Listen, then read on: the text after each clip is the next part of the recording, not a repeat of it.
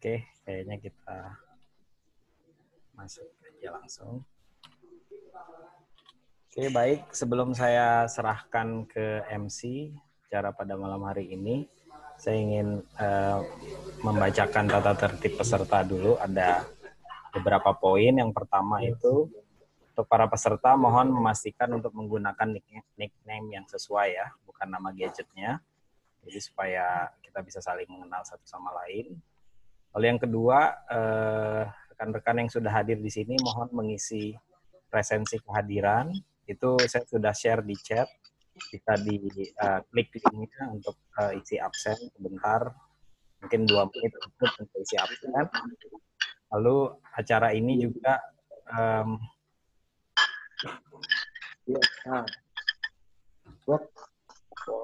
juga akan sifatnya interaktif, sehingga kita diharapkan bisa mengikuti survei-survei dari Mentimeter untuk acara ini.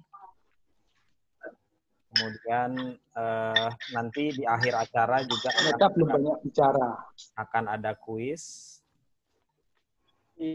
untuk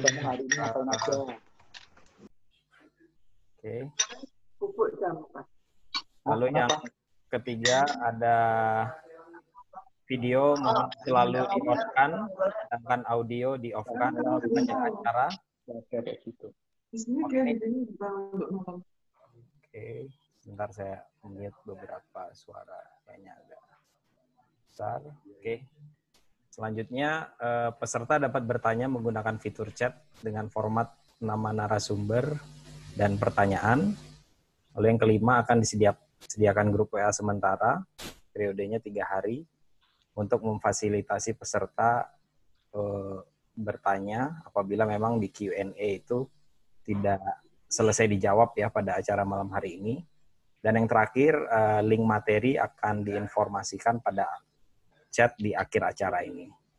Oke, mungkin ini sedikit gambaran terkait susunan acara kita hari ini. Menjadi gambaran. Oke, tidak berpanjang-panjang, saya serahkan langsung ke MC. Silakan Leo. Terima kasih.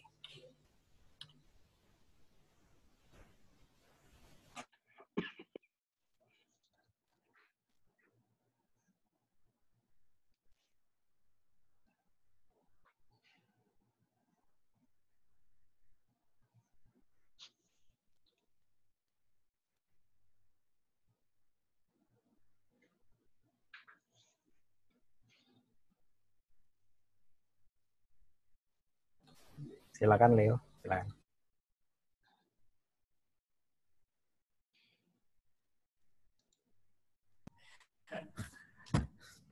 Ya, makasih Bang Yosa. Ya, selamat malam semua, shalom.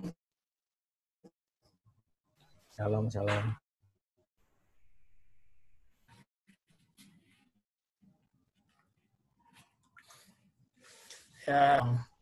Ya, mungkin kita sapa-sapa dulu, perkenalan dulu. Kan ini kan pada belum tahu siapa-siapa aja nih, pada belum kenal. Mungkin nggak tahu angkatannya berapa, mungkin alumni atau enggak. Ya mungkin dari aku Leo, Teknik Mesin 2016. Nah mungkin yang lain bisa sapanya di chat aja, kenalan, jurusan, angkatan, nama. Biar saling kenal. Nah, mungkin saya ucapkan selamat datang di acara kita yang pertama dengan tema Christian at Work. Di sini juga sudah hadir 2 pembicara kita. Yang pertama Kak Sutrisna. Ya, hai Kak Sutrisna, dan ada juga pembicara kita kedua Bang Koko.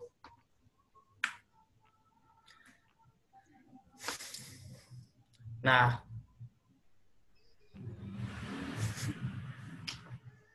acara WFH kita ini sebenarnya diinisiasi oleh dari kakak-kakak alumni langsung dan ngajak pengurus PMKT untuk bekerja sama untuk mengadakan acara ini. Jadi kita cukup bersyukur lah ada kakak-kakak alumni yang peduli sama kita buat adain acara-acara kayak gini.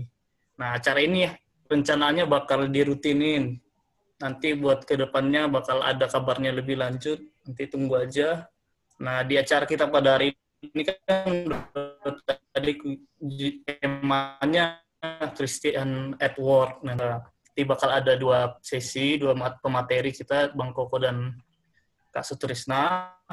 Nanti juga bakal ada sesi tanya jawab, dan juga bakal ada kuis yang pastinya ada hadiahnya. Jadi dengarkan baik-baik biar nanti bisa menang di kuisnya.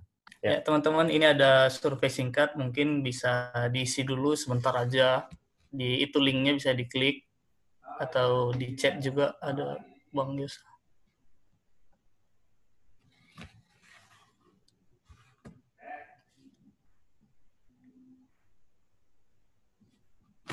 Ini diisi aja ya, bentar aja kok, nggak lama-lama, dikit doang.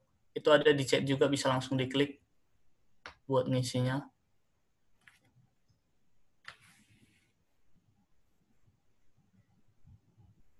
Udah pada ngisi nih.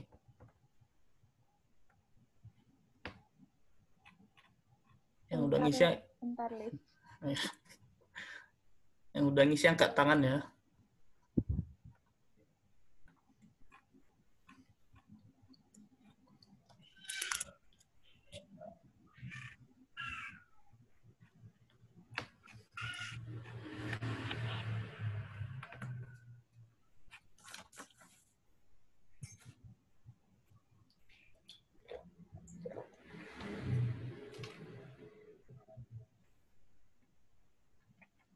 Udah pada ngisi? Oke. Udah. Kita lanjut. Baik, kita lanjut aja. Ya, mungkin ini pembacaan profil singkat dari 2 narasumber kita. Yang pertama itu ada Kak Sutrisna. Kak ini lulusan Universitas Padjadjaran, farmasi, terus dilanjutkan di Trinity Theological College di Singapura, terus dilanjut lagi ke Trinity Evangelical Divinity School di USA. Nah, kakak ini juga udah pernah sebagai staf Perkantas selama dari tahun 91 sampai 2016 sebagai pemimpin cabang Perkantas Jabar, juga pernah jadi pengurus harian nasional Perkantas dan senior staf Perkantas pada 2011 sampai 2016. Nah, untuk sekarang ini Kak Sutrisna ini sebagai ketua Sekolah Tinggi Teologi Bandung, sekaligus dosen juga di sana di bidang pendidikan dan marketplace. Nantinya Kak Sutrisna ini bakal ngebahas tentang dunia kerja secara teologinya, lebih ke secara teologinya, dan nanti peran strategis pelayanan mahasiswa, alumni, dan gereja ya, komunitas Kristen lah dalam mempersiapkan kita ke dunia kerjanya. Nah, yang kedua itu ada Bang Koko. Bang Koko ini alumni kita dari Teknik Mesin UGM. Nah, Abang ini sendiri sekarang, Abang ini lulusan Teknik Mesin Angkatan 97. Nah, sekarang Abang ini kerjanya di Lead Production and Pipeline Operation di PT Medco ENP Indonesia. Nantinya Abang ini bakal ngebahas lebih ke bagian yang buat lebih ke work and life balance-nya. Jadi gimana menyimbangkan pekerjaan dan pelayanan, dan juga nanti bakal pelayanan strategis yang bisa kita kerjakan di dunia kerja lah. Nah, mungkin ya segitu aja dariku, nanti bakal dijelasin lagi lebih lanjut mungkin dari kakak pembicara kita. Nah, saya persilahkan untuk pembicara kita yang pertama, Kak Sutrisna. Dipersilakan, Kak, untuk memaparkan materinya. Baik, terima kasih. Selamat malam semuanya. Selamat malam, senang bisa berjumpa dengan Kak Ling dan teman-teman alumni dan mahasiswa. Saya terakhir ke Jogja berapa bulan tahun lalu ya kayaknya, atau awal tahun kemarin. Ada acara di salah satu tempat lah di Jogja. Ketemu dengan teman-teman Perkantas dari Jogja. Kayaknya Kak Ling juga ketemu di gereja ya, Kak? Ya, bersyukur bisa ketemu dengan teman-teman mahasiswa dan alumni PMKT. Saya akan membagikan, saya coba share screen ya.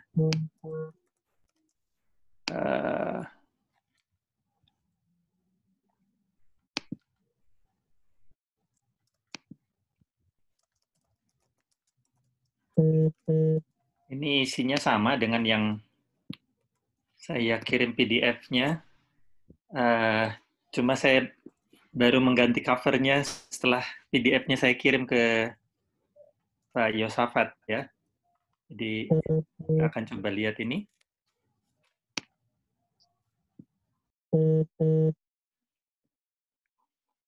Saya mulai dengan ada satu orang mengatakan orang bisa melihat bekerja itu dengan perspektif yang berbeda-beda. Ada yang melihatnya sebagai job, ada yang melihatnya sebagai work, ada yang melihatnya sebagai calling. Nah, apa beda di antara ketiga hal ini? Bagi sebagian orang, bekerja itu yang penting dapat berapa. Apalagi kalau bagi sebagian orang ketika merasa bahwa kuliahnya sudah tinggi, lulus dari kampus yang bagus, kemudian yang penting dapat penawaran yang setinggi-tingginya, payment-nya yang penting. Nah, bagi sebagian orang yang lain, bekerja itu lebih dari sekedar mendapatkan sesuatu, tapi bekerja itu ingin menghasilkan sesuatu. Nah, menghasilkan sesuatunya bisa sesuatu yang betul-betul bermanfaat, tapi bagi sebagian orang sesuatunya itu bisa ya sesuatu yang membanggakan. Mungkin ada satu orang saya sempat berjumpa, satu orang alumni teknik sipil yang bekerja di perusahaan konsultan, memimpin perusahaan konsultan. Dia sedang memimpin satu proyek mendirikan menara tertinggi di Indonesia. Gak jadi akhirnya, karena ada krisis ekonomi waktu itu. Nah, yang menjadi pertanyaan, betulkah orang banyak membutuhkan menara tertinggi yang bisa dibanggakan? Apakah itu betul-betul jadi kebanggaan Indonesia atau tidak? Ya. Kemudian bagi sebagian orang yang lain, mereka melihat pekerjaan itu bukan sekedar mau dapat upah, bukan mau mendirikan satu monumen yang bisa dikenang banyak orang, tapi mereka melihat bahwa bekerja itu adalah satu panggilan Tuhan untuk melayani sesama. Ada satu orang rekan dokter masih muda, mungkin baru beberapa tahun ini lulus sebagai dokter spesialis. Kemudian beberapa kali dia dipanggil sama atasannya, kepala rumah sakit, dia ditegur, karena orang ini suka bayarin obat pasiennya. Jadi kalau dilihat pasiennya ini nggak mampu, terus BPJS-nya nggak cukup, jadi standarnya nggak nyampe, kemudian dia bilang ke bagian ini, farmasi, dia bilang, tolong dikasih aja, nanti masukin aja ke tagihan saya. Dia melihat bahwa ketika dia ditempatkan di rumah sakit di kota besar, itu bukan satu keberuntungan untuk mendapatkan karir dan uang yang sebanyak-banyaknya, tapi dia melihat inilah kesempatan melayani orang-orang yang butuh.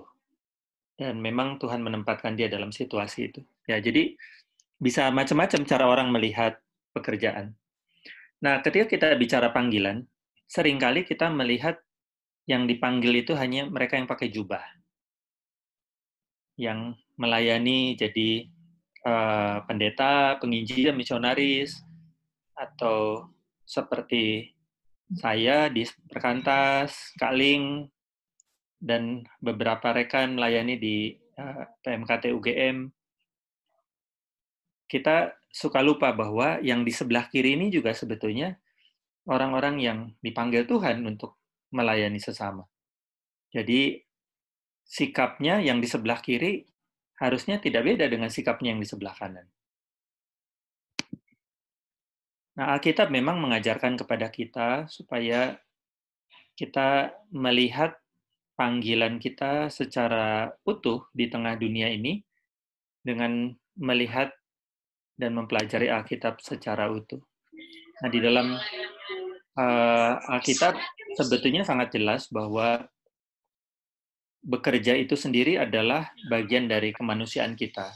Jadi orang bekerja jadi engineer, orang bekerja bahkan jadi tukang kayu, tukang batu, dan sebagainya. Itu adalah bagian dari hakikat kemanusiaan kita. Sejak belum jatuh dalam dosa, manusia memang diperintahkan untuk bekerja dan sudah bekerja. Nah, hari ini saya mau mengajak kita merenungkan ada 3 aspek panggilan dalam konteks kehidupan bekerja.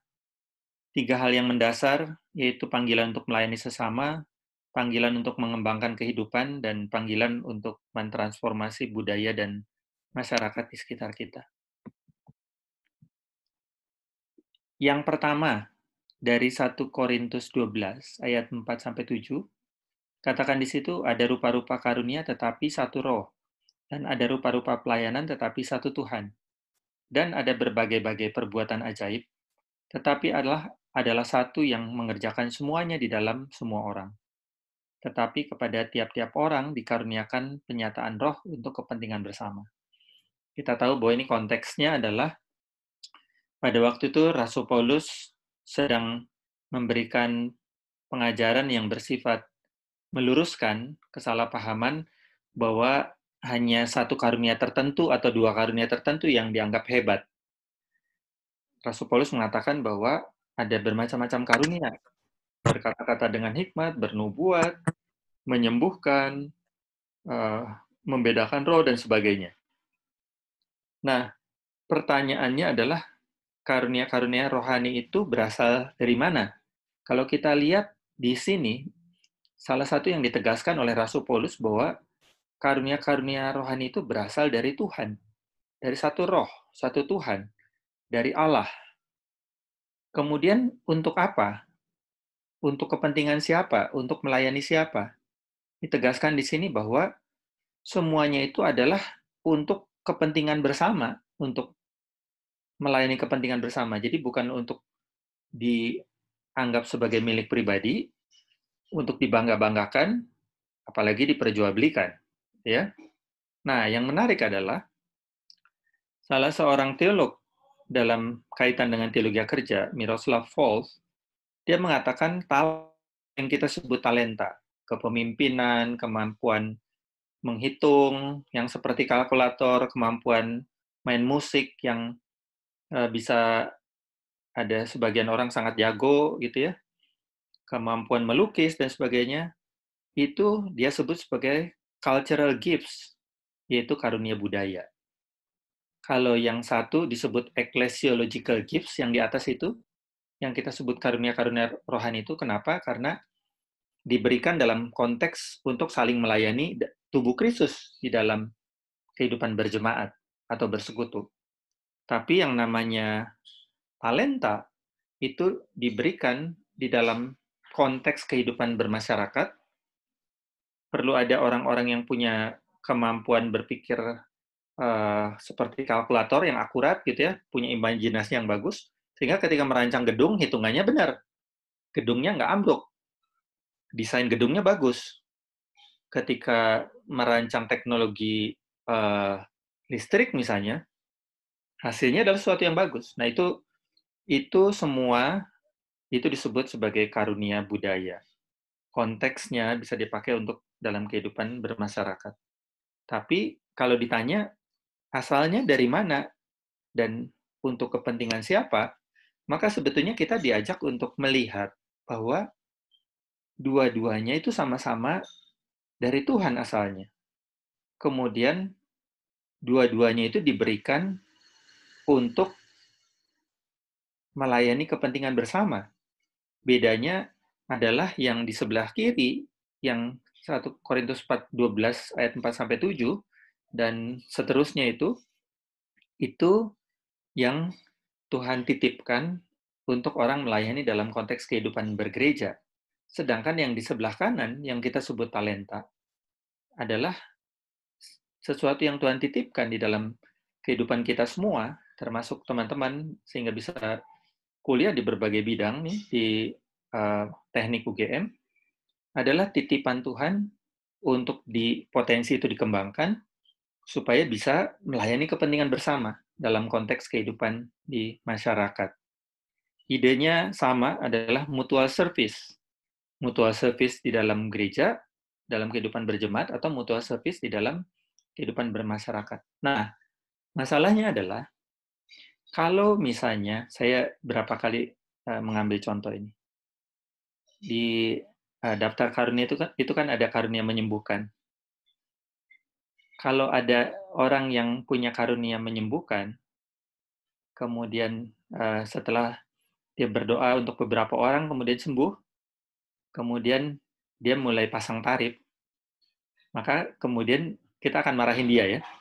Waduh, kamu ini dikasih karunia dari Tuhan untuk melayani orang yang susah, kok kamu malah pasang tarif?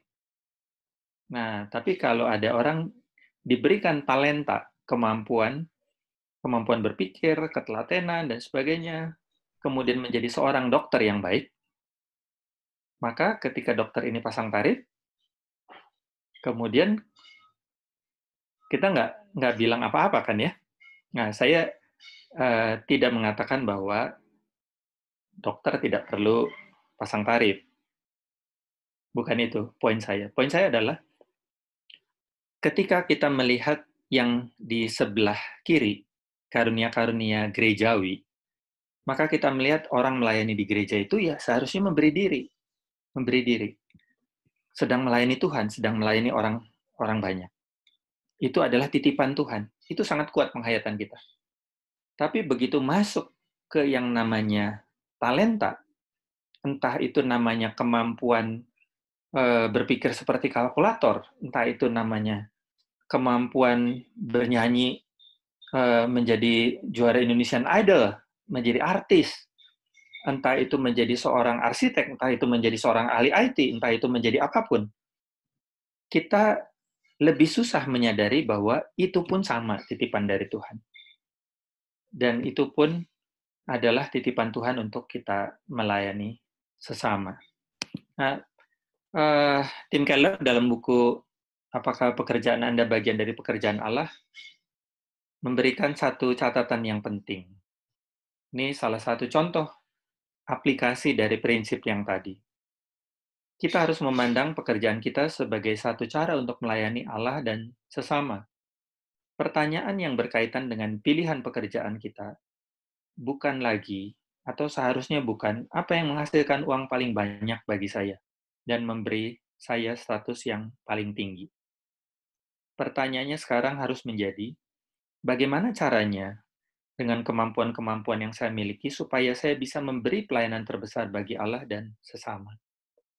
Dan kalau kita konsisten dengan prinsip ini, maka itu akan menolong kita dalam memilih pekerjaan. Kita memilih pekerjaan bukan karena alasan yang di atas ini. Tapi itu akan menolong kita untuk melihat pilihan-pilihan pekerjaan berdasarkan yang di bawah ini. Dan pilihan-pilihan itu mungkin paling terasa dalam beberapa tahun pertama. Lagi nyari-nyari tempat saya di mana. Tapi pilihan itu akan tetap terbuka di waktu-waktu kemudian. Setiap kali ada satu kesempatan ekspertis kita meningkat, entah itu lewat pengalaman atau lewat studi lanjut, ketika kita pulang dari studi, maka ada pilihan-pilihan terbuka. Dan kita diajak untuk melihat, menyadari apakah saya memilih berdasarkan yang di atas, yang paling menguntungkan untuk saya, ataukah saya bisa memilih berdasarkan pergumulan untuk melihat bahwa di sini Tuhan menempatkan saya. Karena saya melihat di sini saya bisa memberi diri lebih maksimal, apa yang saya miliki bisa menjadi berkat lebih maksimal. Meskipun dari segi status atau dari segi penghasilan saya tidak akan mendapatkan sebanyak kalau saya memilih yang di atas. Itu poin yang pertama, panggilan untuk melayani sesama. Kemudian yang kedua adalah panggilan untuk mengembangkan kehidupan atau peradaban. Nah, dalam satu buku yang bagus, saya menyarankan kalau punya waktu, silakan dibaca. Bukunya tipis, judulnya Pemulihan Ciptaan, Albert Waters. Dia menggambarkan dengan sangat bagus poin yang penting bahwa dunia ciptaan ini bukan diciptakan sebagai produk akhir yang statis. Dia menggambarkan dunia ciptaan yang kita lihat di Kejadian pasal 1, pasal 2, itu seperti bayi yang baru lahir. Bayi itu tidak akan terus jadi bayi, tapi seiring dengan waktu bayi itu akan tumbuh. Nah, bedanya bayi itu tumbuh sendiri, tentunya dengan makanan dan sebagainya. Dunia ini, dunia ciptaan ini akan terus berkembang dan Tuhan menitipkan kepada manusia untuk melanjutkan karya penciptaan itu dalam bentuk perkembangan kehidupan sosial dan teknologi.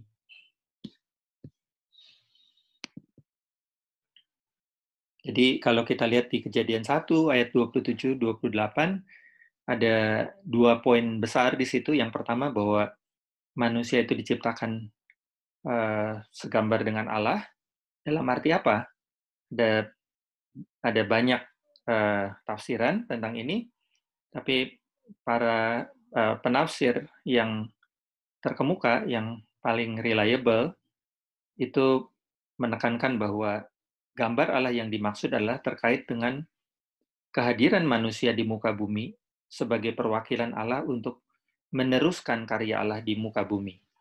Ini terlihat dari ayat sebelumnya 26 maupun ayat 27-28, setelah pernyataan bahwa manusia itu diciptakan segambar dengan Allah, maka dilanjutkan dengan artinya apa? Artinya adalah manusia dititipkan tugas untuk mengembangkan dunia ciptaan Allah. Dengan 2 kata kunci, penuhi dan taklukkan. Kita akan lihat. Jadi kalau kita lihat di Kejadian 1, menarik sebetulnya. Kejadian 1 itu ada 6 hari penciptaan plus hari ke-7 hari Sabat ya. Itu sebelum ada matahari, bulan, bintang, sudah ada terang dan gelap. Jadi memang bukan untuk dipahami secara hurufiah, tapi ada pesan-pesan yang Tuhan mau sampaikan di situ. Pesan utamanya adalah bahwa Allah yang menciptakan segala sesuatu. Tapi mekanismenya dan sebagainya bukan itu yang sedang dibicarakan.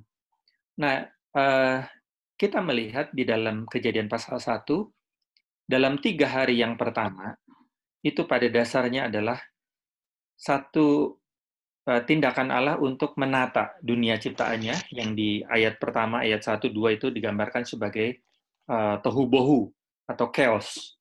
Bagaimana itu ditata, terang dan gelap dipisahkan, cakrawala di atas air dipisahkan dengan yang di bawah air, langit dan laut.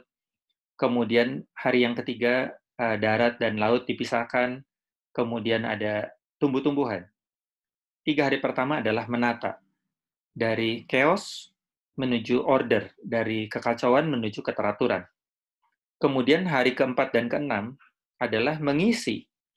Maka siang hari diisi dengan matahari, kemudian malam hari kegelapan diisi dengan bulan dan bintang, benda-benda penerang. Kemudian ada burung-burung di udara, makhluk di udara mengisi yang bagian atas. Kemudian ada makhluk-makhluk di air, ikan dan sebagainya. Kemudian hari ke-6 ada hewan dan manusia. Dari kosong menjadi terisi. Nah, manusia yang diciptakan segambar dengan Allah, menariknya adalah diberikan tugas untuk melanjutkan karya penciptaan Allah ini. Tidak kebetulan bahwa digambarkan di situ 2 kata kuncinya, penuhilah, filling, seperti hari keempat dan keenam, kemudian taklukkanlah dalam arti menata, bukan mengeksploitasi alam. Jadi manusia diberikan tugas dan kemampuan dan potensi untuk bisa melakukan tugas itu. Nah, ini salah satunya ada di dalam kemampuan orang-orang teknik ya. Jadi orang-orang teknik diberikan kemampuan untuk terus mengembangkan peradaban dari mulai zaman dulu orang kalau kemana-mana mulai jalan kaki, kemudian akhirnya naik kuda, naik keledai, kemudian naik kereta, kemudian mulai naik mobil yang primitif sampai yang sekarang. Dari yang dulunya bepergian itu bisa lama sekali, harus kuat jalan kaki jauh, harus naik kuda, dan sebagainya.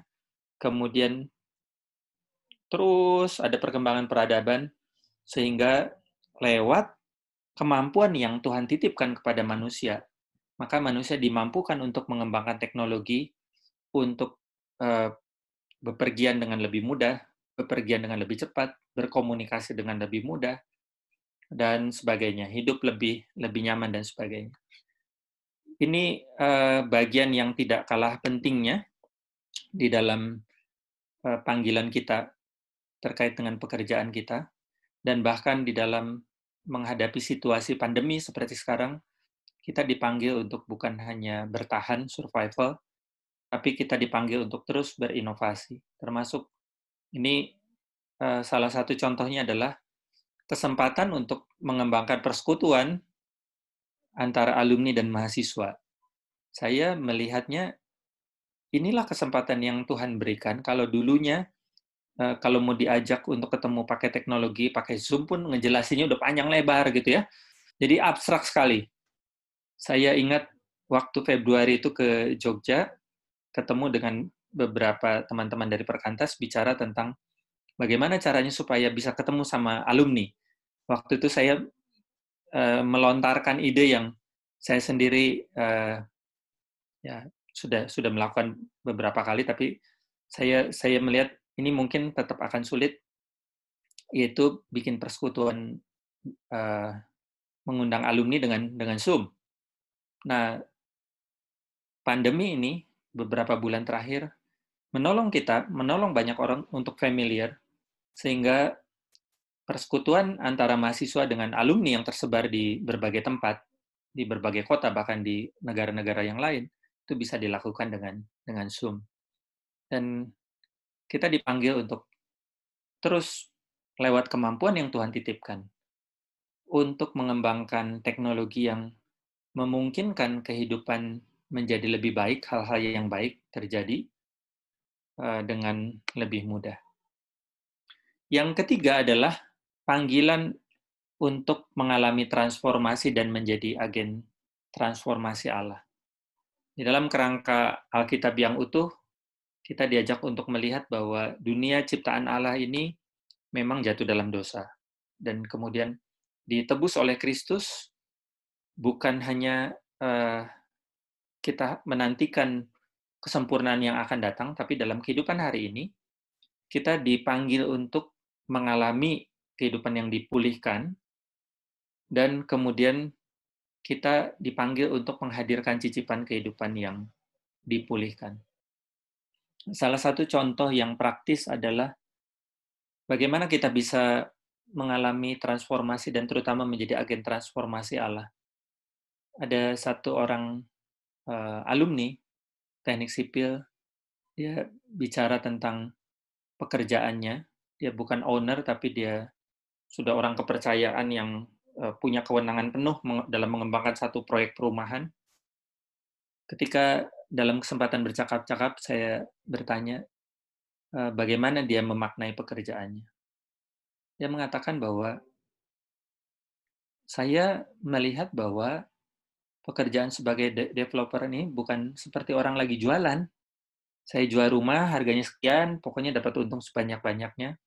Tapi ini satu kehormatan bagi saya untuk menciptakan satu neighborhood, untuk menata satu lingkungan hidup, bagaimana orang akan berelasi satu dengan yang lain. Jadi misalnya,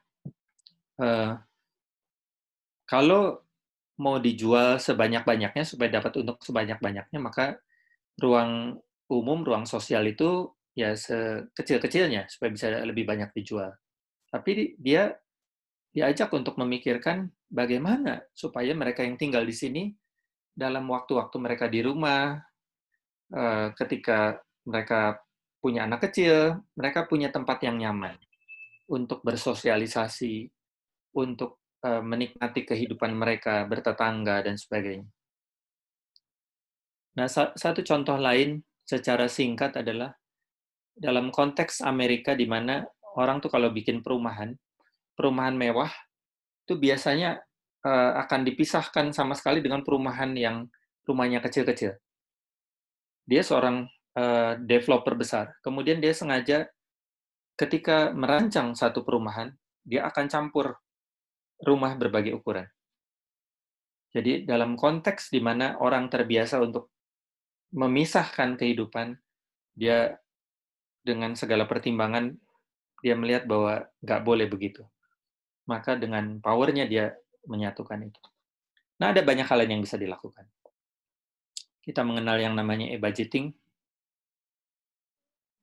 Sebagian orang menginvestasikan kemampuannya, kemampuan kalkulatornya, kemampuan IT-nya, untuk mengurangi kesempatan orang korupsi. Jadi mentransformasi budaya korupsi menjadi budaya yang transparan. Mentransformasi budaya yang terbiasa untuk tersegregasi menjadi budaya yang menyatu. Budaya yang terbiasa untuk melihat rumah sebagai hotel dengan melihat rumah sebagai kesempatan untuk bersosialisasi. Ada banyak hal yang lain yang bisa dibahas, tapi intinya adalah bahwa ketika kita mengalami perjumpaan dengan Kristus, maka seharusnya perjumpaan dengan Kristus itu kemudian memulihkan kita di dalam kehidupan bekerja kita, baik kehidupan bekerja yang akan kita jalani maupun kehidupan bekerja yang sedang kita jalani.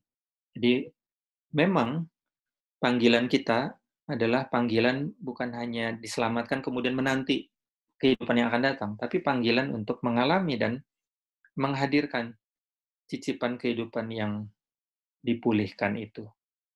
Ini yang dikatakan Amy Sherman dalam buku Kingdom Calling, dia memberikan istilah menghadirkan cicipan kerajaan Allah. Jadi kalau kita ringkas kembali, maka 3 aspek panggilan ini yang perlu kita lihat, panggilan untuk melayani sesama, titipan yang Tuhan berikan itu untuk mutual service, kemudian panggilan untuk mengembangkan kehidupan, ini yang sering disebut mandat budaya, dan panggilan untuk menghadirkan cicipan kerajaan Allah atau cicipan kehidupan yang dipulihkan. Nah, saya akan membagikan hanya beberapa poin yang penting, yang ringkas. Yang pertama adalah bahwa masa transisi 5 tahun pertama, terutama, sebagian orang mengalami sampai 10 tahun, jadi tahun ke-6 sampai ke-10 pun, cukup banyak orang yang dari pengalamannya maupun dari pengamatannya, itu akan mengaminkan bahwa inilah masa di mana orang sedang bertanya-tanya. Yang pertama, bisakah iman Kristen betul-betul dihidupi dalam realita dunia kerja? Apakah ini cuma omongan-omongan yang baik untuk dibicarakan di persekutuan mahasiswa, di gedung gereja, mungkin di persekutuan mahasiswa ya, banyak ya. Ataukah ini sesuatu yang betul-betul bisa diwujudkan di dalam kehidupan nyata? Dan pertanyaan yang kedua adalah, di mana tempat saya?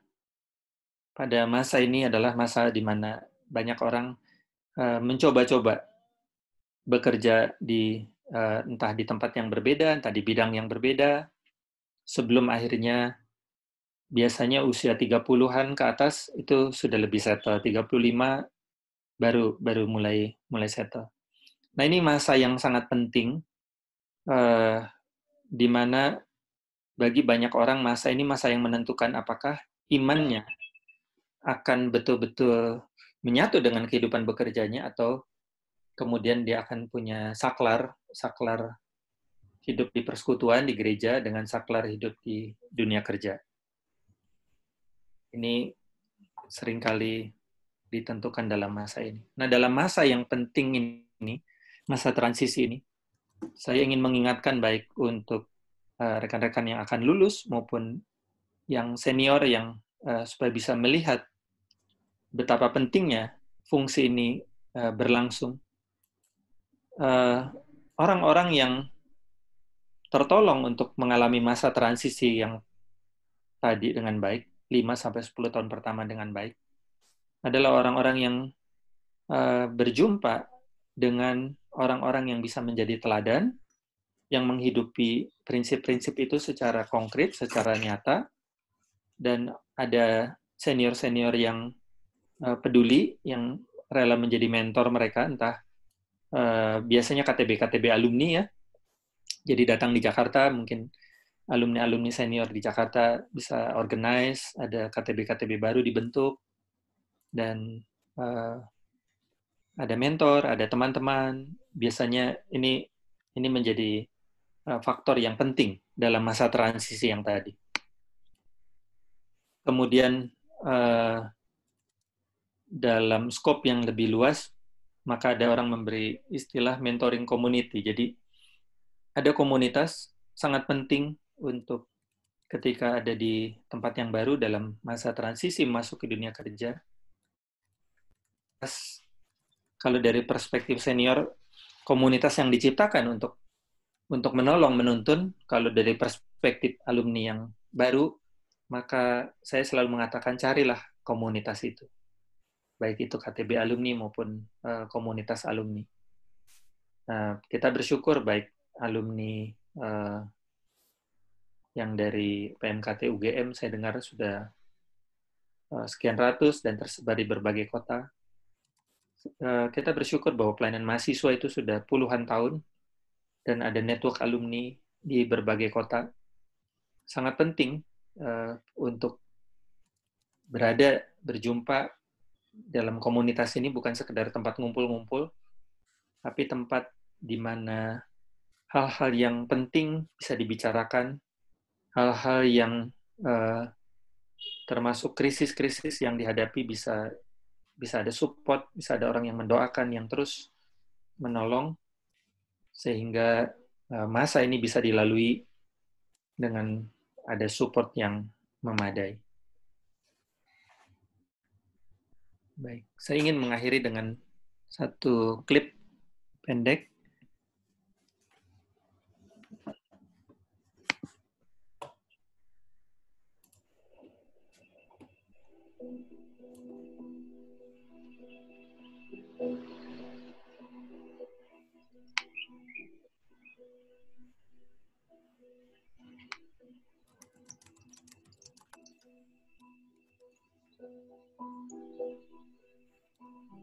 God of heaven and earth, we pray for your kingdom to come, for your will to be done on earth as it is in heaven.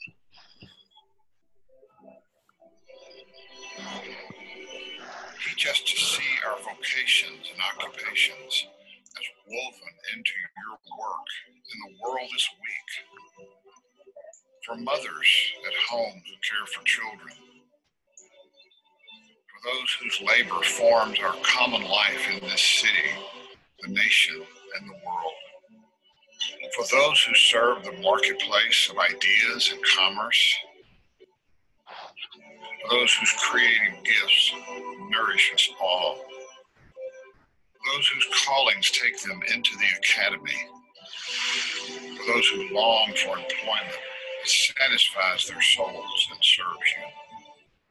For each one we pray.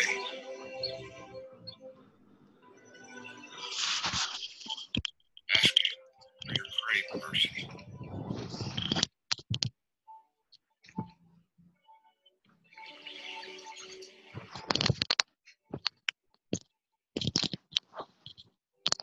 Give us eyes to see that our work is holy to you, O Lord, even as our worship this day is holy to you. In the name of the Father, the Son, and the Holy Spirit. Amen.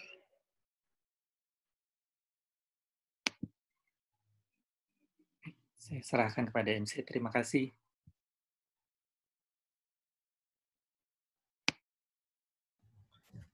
Ya, terima kasih buat Kak Sutrisna atas pemaparan materinya. Ya, setelah ini ada pemaparan hasil survei.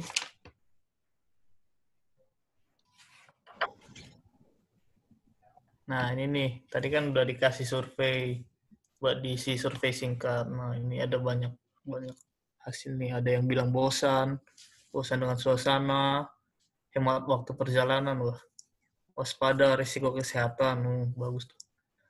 Terbatas pergerakan ya, habis kuota nih, biasa saja, ada yang biasa saja selama masa pandemi, ada yang sedih, ada yang capek pinggang tuh, ya melelahkan dan mengasihkan, ya kayak gitulah. Mungkin bisa dibaca juga beberapa yang lain, apa yang kita rasakan ya sama-sama lah selama bekerja atau kuliah di masa pandemi COVID ini. Ya mungkin, nah ini ada survei kedua sama singkat juga. Nah ini pertanyaannya, yakin akan panggilan Allah secara spesifik bagi hidup saudara atau saudari? Nah itu pilihannya cukup, kurang, belum. Bisa nanti diisi juga di link yang sama kayak yang tadi. Mungkin saya kasih waktu dulu sebentar buat ngisi ya. Singkat aja pilihannya, udah ada kok pilihannya.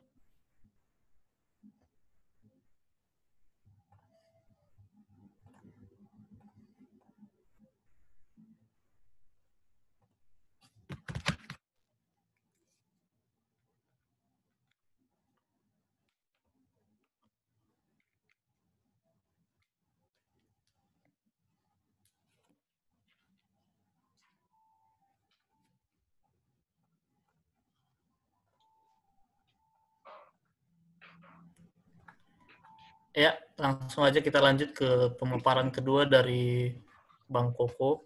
Ya, Bang Koko kami persilahkan. Ya, baik. Selamat malam semuanya teman-teman. Puji Tuhan kita bisa berkumpul lagi di sini, walaupun secara virtual ya. Saya diminta untuk menyampaikan sharing tepatnya mengenai work and life balance. Ya. Life balance itu ada orang yang mengatakan itu adalah sebuah mitos karena sangat sulit, pada faktanya sangat sulit untuk diterapkan atau dikerjakan.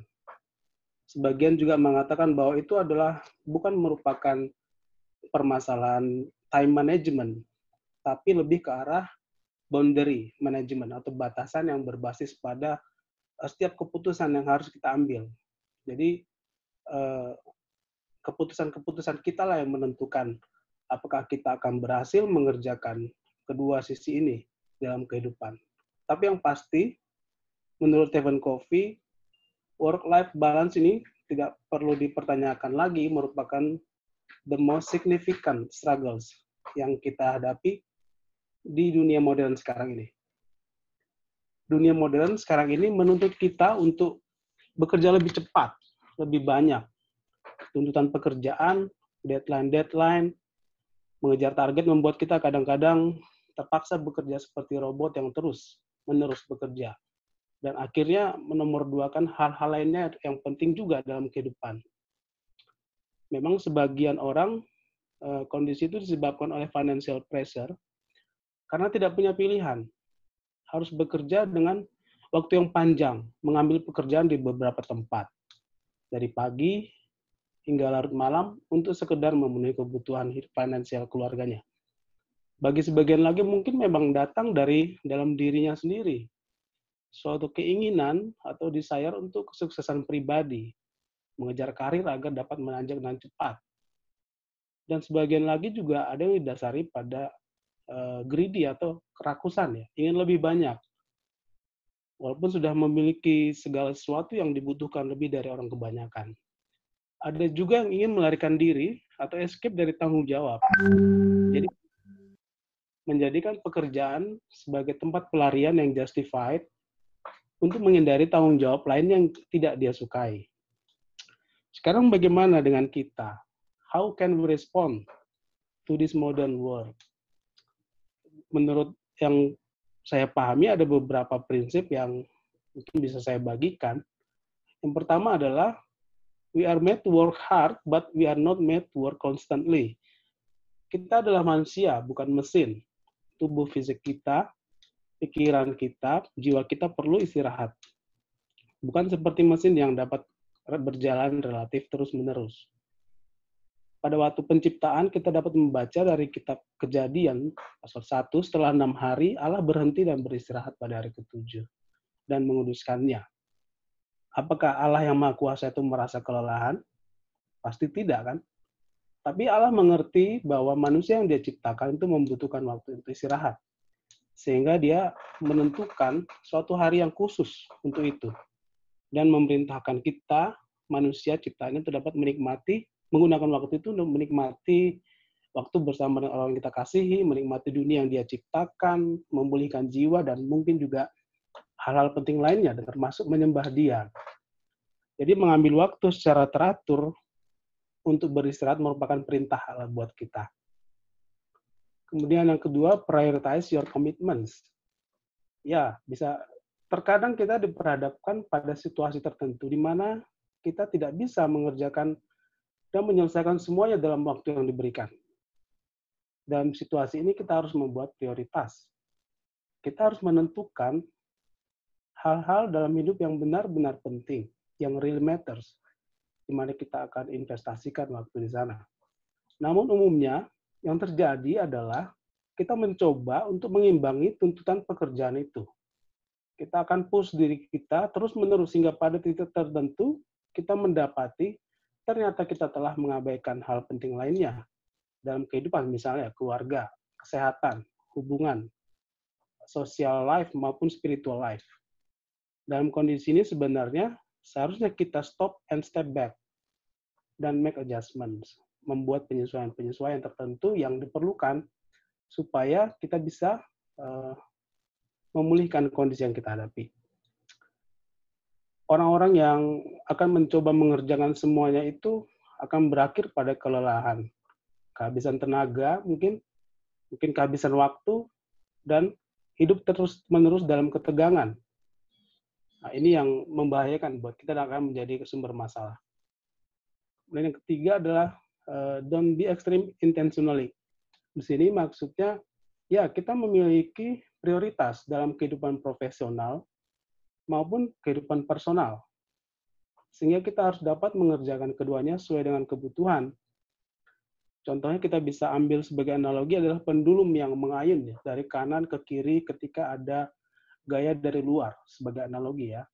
Dalam realita kehidupan, terkadang ya kehidupan itu seperti pendulum yang mengayun. Pendulum akan mengayun ke kanan dan ke kiri sesuai dengan gaya yang dia terima, dari luar yang dia terima. Nah, bila gayanya itu cukup besar, ia akan mengayun maksimal secara ekstrim, mencapai titik terjauh selama gaya itu ada. Tapi seiring berjalannya waktu, pendulum pasti ya dia akan meninggalkan kondisi ekstrim dan kembali ke tengah, mencapai keseimbangan. Nah, ya dalam kurun waktu tertentu sih kita bisa aja terjun dan harus menjalani kondisi-kondisi ekstrim tersebut. Baik dalam kehidupan profesional kita maupun personal, dan kita harus siap untuk itu. Itu adalah realita dalam pekerjaan. Tapi yang penting lagi poinnya adalah ya kita nggak boleh tinggal terus-menerus secara intensional dalam kondisi tersebut, apalagi menikmatinya, sehingga mengabaikan prioritas-prioritas penting lainnya dalam hidup yang bisa aja akan mendatangkan masalah yang serius buat kita dan juga keluarga kita. Dan yang terakhir, contentment in relationship with God. Jadi orang tuh akan cenderung ya untuk menghabiskan waktu pada hal-hal yang mendatangkan kepuasan bagi dirinya.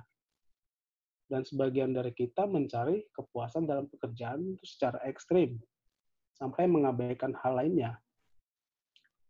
Kalau pengalaman sih tidak ada apapun dalam hidup ini, baik dalam kehidupan profesional maupun kehidupan personal yang dapat memberikan kepuasan yang sebenarnya, yang sejati, yang tahan lama, yang tidak tergantikan, yang berasal dari Tuhan. Kepuasan hidup itu ya, yang sejati itu hanya dapat kita peroleh dalam relationship kita dengan Tuhan. Kenapa? Karena menurutku sih ya ada satu ruang dalam hati kita yang tidak akan terpuaskan oleh apapun kecuali oleh Tuhan. Ya, ini mengingatkan kita untuk memprioritaskan Tuhan di urutan pertama. Menjalani hidup dengan menempatkan Tuhan sebagai pusat kehidupan kita.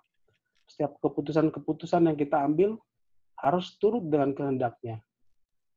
Menjadikan Tuhan sebagai referensi utama. Dan menjalani hidup dengan menempatkan Tuhan sebagai pusat kehidupan itu menjadi suatu standar tertinggi dalam setiap keputusan yang kita ambil. Nah, bila pekerjaan kita itu yang melelahkan, membuat relationship kita dengan Tuhan menjadi kering atau mungkin bahkan mati, pasti ada yang salah.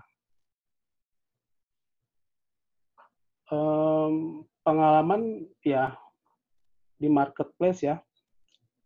Marketplace adalah tempat bagi orang Kristen kita untuk menampakkan diri dan membuat perubahan atau transformasi. Ya, analoginya waktu misalnya nih kita mau beli sebuah mobil. Pasti kita akan cari informasi mengenai mobil itu, referensi ya. Kemudian mungkin aja kita akan mengunjungi ruang pameran, ke dealer mobil, kita coba, kita tanya sana, tanya sini, kita masuk ke dalamnya, dan mencoba membanding-bandingkannya dengan brand yang lain. Dan untuk meyakinkan kita bisa minta untuk melakukan test drive. Nah, ini bisa cocok juga nih analoginya dengan kita sebagai orang Kristen di marketplace. Gereja kita itu ya seumpama sebagai ruang pameran dealer, tapi marketplace adalah test drive-nya. Marketplace itu adalah tempat di mana rekan kerja kita, teman-teman kita di kantor ya, yang non-Kristen bisa melihat siapa kita. Setiap hari mereka akan melihat cara kita memperlakukan orang lain. Apakah itu bawahan kita, kolega, kontraktor kita, atasan kita, dan bagaimana mereka dapat melihat kita bereaksi dalam setiap situasi. Dari bawah tekanan mungkin, menghadapi mungkin klien yang menjengkelkan. Jadi setiap hari kita sebagai surat yang terbuka yang bisa dibaca dan dilihat semua orang. Mereka juga bisa melihat kehidupan rohani kita dari kehidupan kita sehari-hari. Nah, yang terpenting adalah kita harus bisa menampilkan manusia Allah yang mempraktekkan nilai-nilai Kristiani. Itu yang terpenting, mempraktekkan nilai-nilai Kristiani dalam kehidupan pekerjaan khususnya, dan menjadi teladan dalam segala hal. Kenapa menjadi teladan menjadi penting? Ketika kita menjadi teladan dalam di suatu lingkungan, orang-orang itu akan tertarik melihat siapa kita dan apa yang menyebabkannya. Dan itu adalah entry point buat kita untuk bersaksi, menunjukkan nilai-nilai apa yang kita pegang, memberitakan Kristus, dan sekaligus menghidupi identitas Kristiani kita di lingkungan pekerjaan kita yang bukan di lingkungan gereja atau di lingkungan yang seiman dengan kita. Seperti Daniel di kerajaan Media Persia, seperti Yusuf di kerajaan Mesir, mereka mempermuliakan Tuhan melalui hidup dan karir mereka. Luar biasa. Dan bagi kita juga dapat meneladani mereka dengan pertolongan Tuhan. Ya, jadilah garam, jadilah terang. Dimanapun Tuhan menempatkan kita bekerja. Tuhan memberkati. Terima kasih. Saya kembalikan ke Leonardo.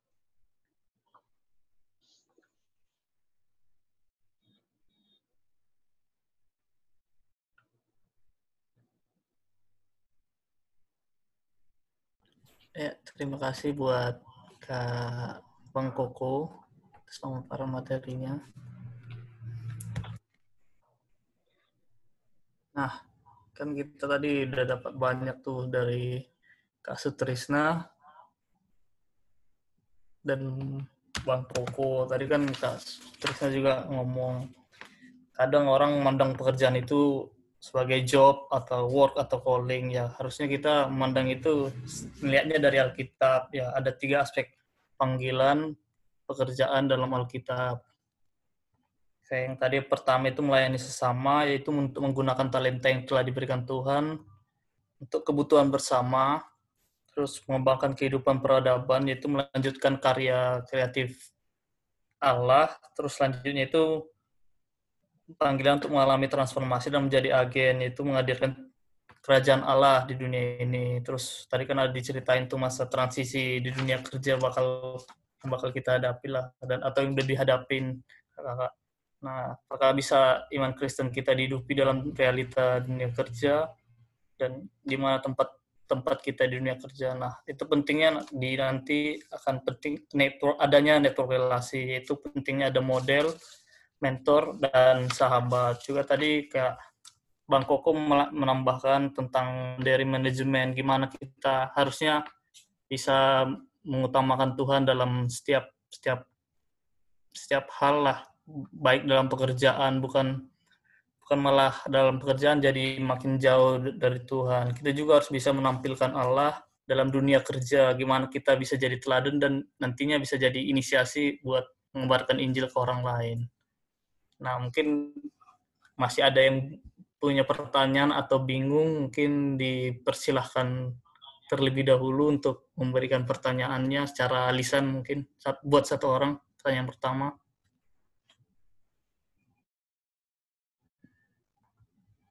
Sudah ada pertanyaan muncul di chat ini. Langsung aja ngomong, nggak apa-apa. Kalau ada Saya lihat sudah ada pertanyaan di chat, Pak.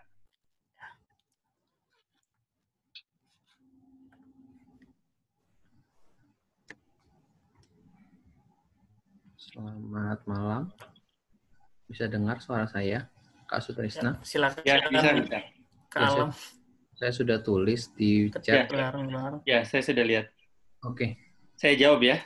Ya, silakan. Oke. Pertanyaan pertama ini soal universal basic income, pemenuhan kebutuhan pribadi berdasarkan kebutuhan minimum per orang. Jadi memang kalau ada waktu untuk membicarakan ini, di dalam kesadaran bahwa sebetulnya semuanya itu kan karunia dari Tuhan ya, titipan ya. Maka seharusnya ada kesadaran juga untuk kalaupun ada kompensasi di dalam dunia kerja, itu seharusnya tetap sesuatu yang wajar, yang mempertimbangkan kebutuhan pribadi setiap orang itu bisa terpenuhi, bukan karena ada kemampuan yang bisa mendatangkan duit banyak, maka kemudian gajinya sangat tinggi. Sementara kemampuan yang dianggap bisa dilakukan banyak orang, gajinya sangat rendah. Nah, dalam kaitan ini memang kita hidup di dunia yang tidak ideal, sehingga untuk menerapkan ini secara universal, ini akan menjadi satu tantangan tersendiri.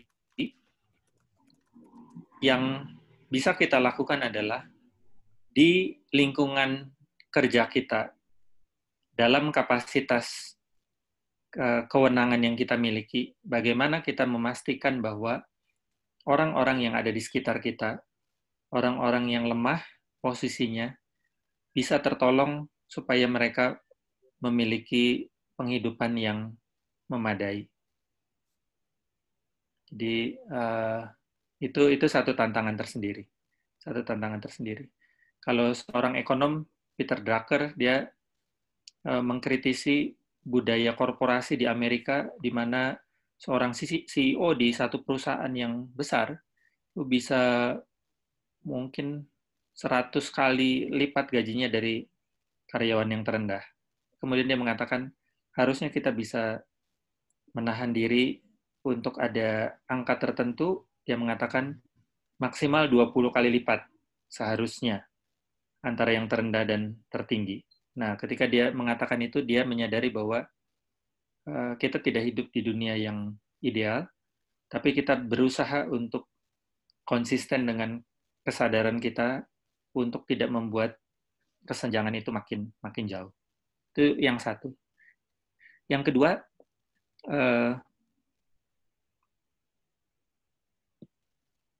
perkembangan teknologi itu selalu membawa gejolak tersendiri ya.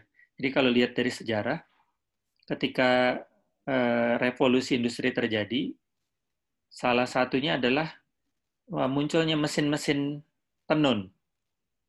Mesin-mesin tenun yang bisa memproduksi kain dengan jauh lebih cepat dan berlimpah-limpah di satu sisi.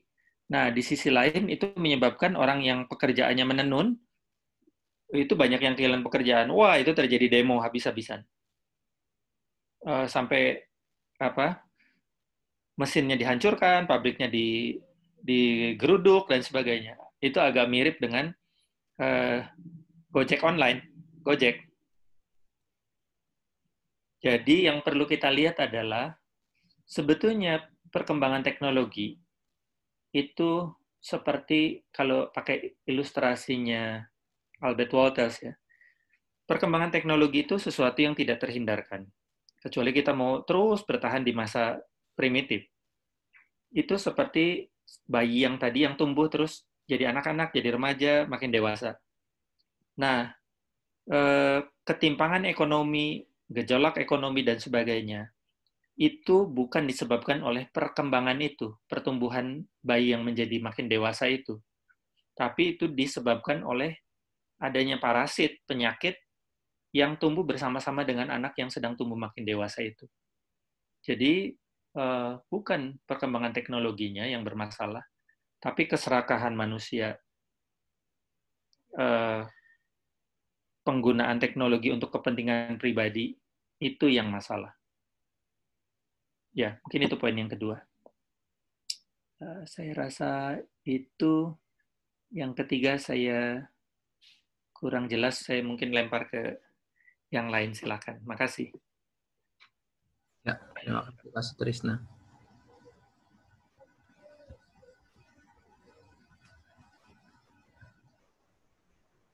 Mungkin ada teman-teman yang bisa menjawab nomor 3. Bang Koko mungkin. Bang Koko mungkin. Baca pertanyaannya aja saya perlu waktu yang lama untuk memahami. Mungkin teman-teman alumni lain yang berkecimpung di bidang ekonomi atau bisnis mungkin lebih bisa menjawab ya kali ya.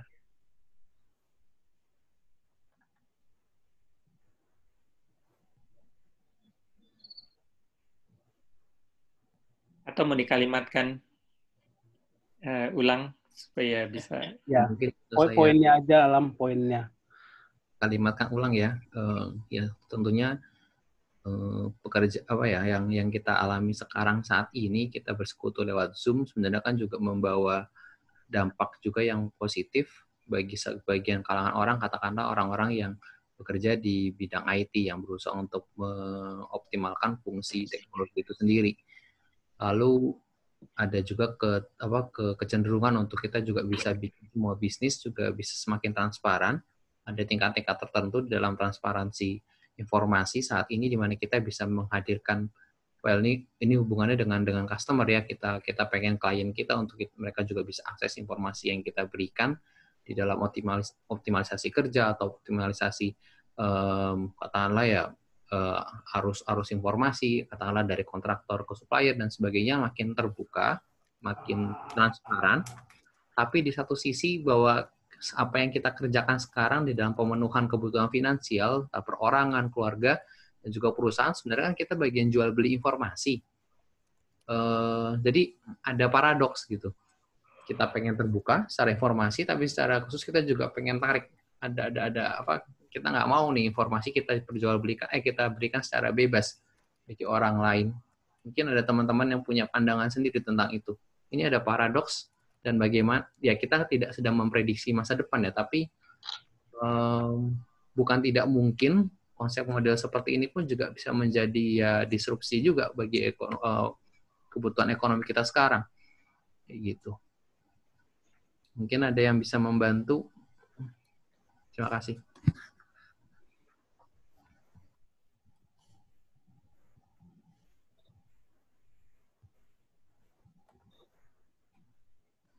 Kalaupun mungkin terlalu sulit, maaf, kita lewatin nggak apa-apa. Aku kasih kesempatan bagi teman-teman yang mungkin bertanya lain mungkin. Silakan, Togatoro.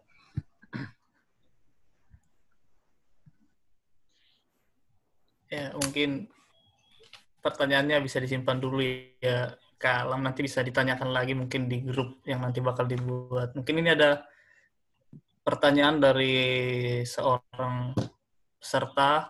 Nah, ini untuk Kak Sutrisna. Kan tadi ngelihatnya ada sentralitas masa emerging adulthood dalam pembentukan Sadikin dan membaginya dalam 3 bagian, yang fondasi, transisi, sama fruitfulness. Nah, pertanyaannya itu, apakah misalnya dalam masa pembentukan fondasinya tidak baik gitu, apakah pada nanti masa selanjutnya akan semakin sulit dan butuh waktu menjadi sadikim ketika sudah mulai bekerja? Terus yang selanjutnya itu terkait yang mentoring community. Nah, bagaimana cara menentukan siapa yang tepat menjadi mentor, khususnya Upwork dan peer commenter? Itu pertanyaannya, Kak. Oke, ini pertanyaan dari webinar yang sebelumnya. Oke, ya pada dasarnya gini. Saya rasa ya, satu hal yang perlu disyukuri oleh teman-teman yang pernah mengalami pembinaan waktu di mahasiswa, pernah dimuridkan, pernah mengalami peletakan fondasi spiritualitas ya, saat teduh yang kelihatannya sederhana gitu ya. Kemudian pengalaman-pengalaman bersama dengan Tuhan lewat jadi kepanitiaan, lewat pengurus dan sebagainya, saling bisa belajar melayani, itu hal-hal yang kalau diteliti ternyata sesuatu yang sangat kompleks dan tidak semua orang mengalaminya. Dan itu menjadi bekal yang luar biasa. Itulah fondasi yang sangat penting, bekal yang sangat penting dalam memasuki masa transisi ke kehidupan alumni. Mereka yang tidak terlalu mengalami itu waktu mahasiswa, entah karena situasinya tidak baik, sedang tidak baik kan tidak selalu stabil di atas gitu ya, atau kebetulan kelompoknya banyak nggak jalan gitu ya, atau pembimbingnya lagi dapat pembimbing yang nggak pas gitu ya, umumnya kesulitan ketika mau menata kembali fondasi itu di kehidupan kerja yang sudah jauh lebih dinamis dan lebih banyak tuntutannya. Bukan tidak mungkin, tapi yang saya mau katakan, teman-teman yang sudah mengalami itu dengan baik di mahasiswa, bersyukurlah dan lihatlah itu sebagai satu anugerah tersendiri. Kemudian ketika masuki masa transisi 5 tahun pertama, upayakan secara maksimal untuk bisa bertumbuh dengan baik di situ.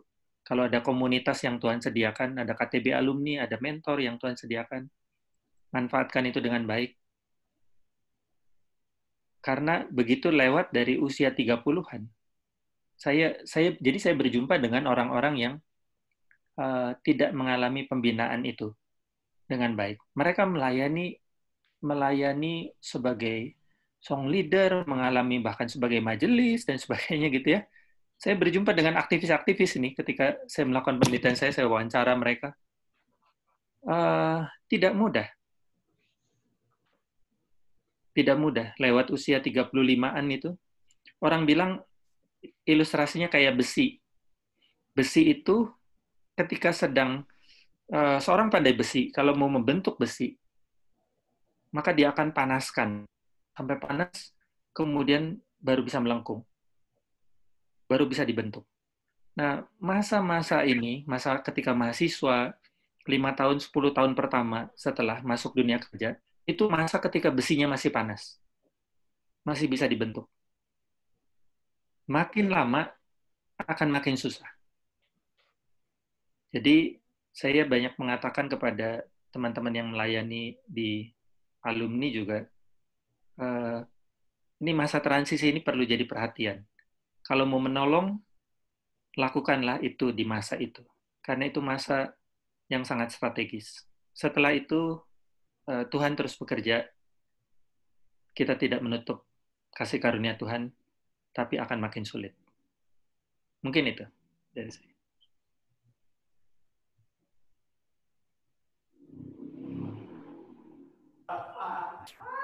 Ya. Terima kasih. Tadi yang bagian mentor gimana, Kak? Cara memilih mentor? Cara memilih mentor. Bagaimana orang siap menjadi mentor? Ya, menjadi mentor itu kan menuntun orang untuk mengalami apa yang kita alami ya. Jadi orang-orang yang bisa dilibatkan sebagai mentor adalah orang-orang yang mengalami berjalan bersama dengan Tuhan, mulai dari kehidupan rohani yang dasar maupun berjalan bersama dengan Tuhan di dunia kerja itu sendiri, atau ya orang-orang yang mengerti bagaimana pergumulan orang di dunia kerja. Pada dasarnya itu sederhananya. Hal-hal yang lain sifatnya skill itu sesuatu yang ditambahkan. Tapi yang basic itu. Ya, terima kasih Kak Sutrisna. Mungkin saya persilakan lagi buat teman-teman mungkin yang masih ada pertanyaan. Silakan langsung ngomong aja, langsung di-unmute, langsung ngomong. Acara selanjutnya seperti ini, kayak kita mau tiap hari Rabu jam 7:30 malam kita mau ngadain acara work for him. Nah, terus kita mau, dan tiap minggunya kita akan mempunyai punya materi yang berbeda. Bidang-bidang pekerjaan akan kita bahas juga berbeda-beda. Lalu, dan untuk pertemuan selanjutnya akan diadakan 29 Juli 2020. Temanya tentang bagaimana sih tantangan, bagaimana sih peluang kita, apa sih skill-skill yang harus kita punya untuk kita bisa bekerja di bidang konstruksi. Nah, untuk itu nanti link Zoom akan kita kasih seperti biasa, dan nanti kita akan bagikan itu, dan sampai jumpa di WFA kedua.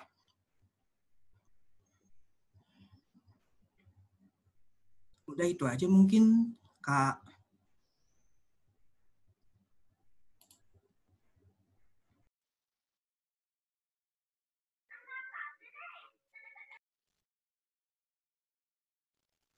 Oke, silakan Leo, MC.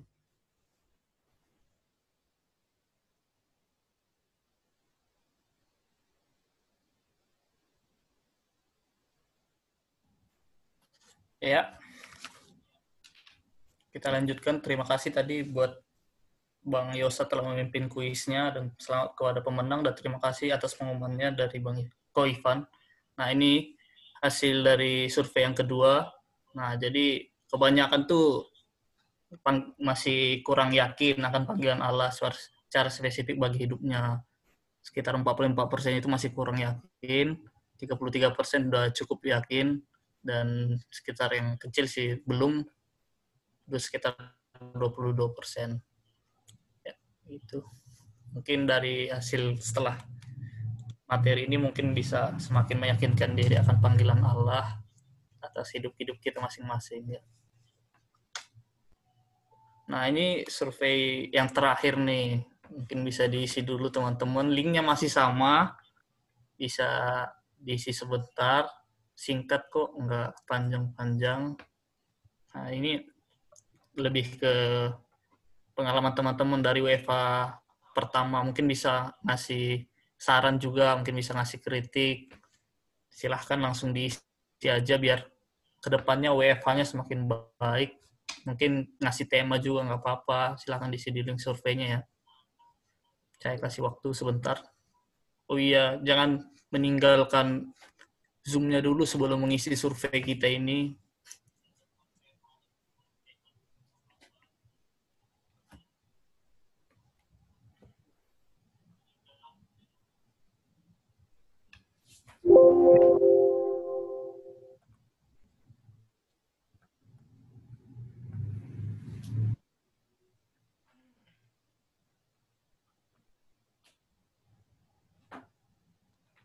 Udah pada isi?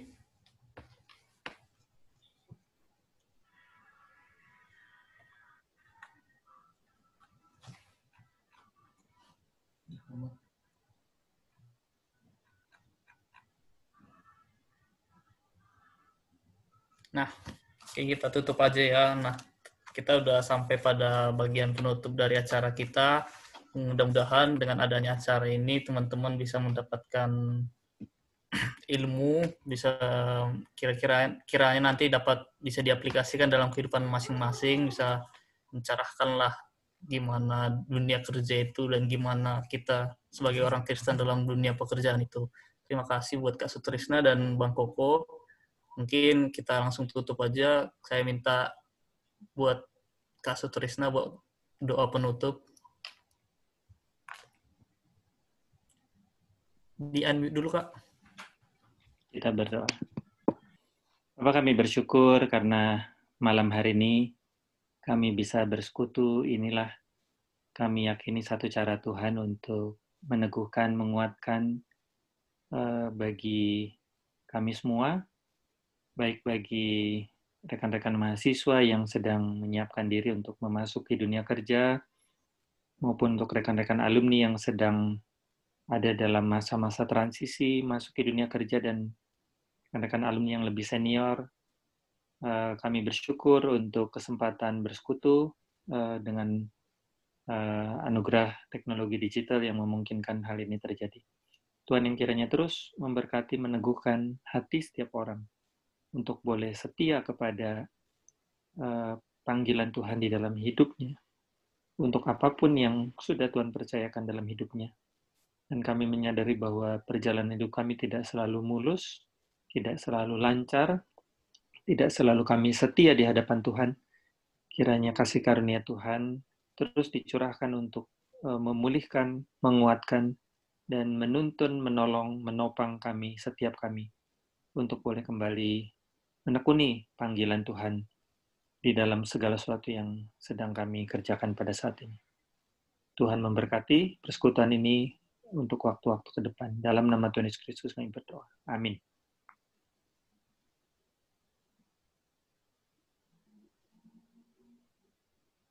Nah, acara kita sudah selesai. Mungkin teman-teman jangan lupa buat 2 minggu ke depan masih ada work from home dengan tema konstruksi di bidang construction. Nah, jangan lupa juga gabung ke grup WA-nya. Bisa nanya-nanya juga. Nah, tadi yang mungkin masih belum terjawab bisa nanya lagi di sana. Terima kasih sudah hadir pada WFH pertama.